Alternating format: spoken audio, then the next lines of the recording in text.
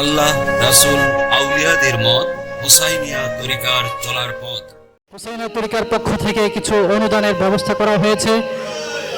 প্রতি বছরের ন্যায় হুসাইনিয়া তরিকা অসহায় গরিব মানুষদেরকে অনুদান প্রদান করে থাকে। এটি একটি দৃষ্টান্ত হয়ে থাকবে, কারণ হুসাইনিয়া তরিকা এমন একটা দরবার, যেই দরবার কারো কাছ থেকে একটি টাকা একটি পয়সা অনুদান নেয় না, বরং অসহায় দুস্থ দরিদ্র যারা আছে তাদেরকে অনুদান দেয়। বলুন ঠিক কিনা?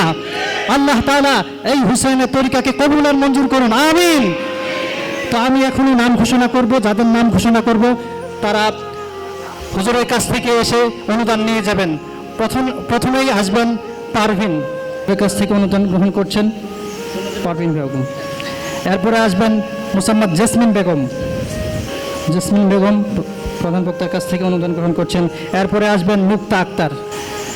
এরপর রহিমা আক্তার অসুস্থ বিধায় ওনার মেয়ে সুমাইয়া আক্তার ওনার অনুদানটি গ্রহণ করবেন। এরপর আসবেন বাছি আক্তার, বাছি আক্তার। এরপর অনুদান গ্রহণ করবেন আব্দুল আজিজ, আব্দুল আজিজ। উনি আসতে পারেন না, ওনারটা পরে দেওয়া হবে। এরপরে আসবেন কাউসার। এরপর আসবেন মোহাম্মদ হাসান, মোহাম্মদ হাসান। এরপর আসবে মোহাম্মদ আবুল কালাম মুন্না, আশরাফি আরাবিয়া জোরাইন মাদ্রাসার ছাত্র। সর্বশেষ আসবে সেলিম মিয়া, মোহাম্মদ সেলিম মিয়া সর্বশেষ অনুদান গ্রহণ করবে। অনুদান গ্রহণ করছে সেলিম মিয়া। সকলেই বলি মারহাবা। আল্লাহ তাআলা পীর সাহেব হুজুরের এই খেদমতকে কবুল মঞ্জুর করুন, সবাই বলুন আমিন।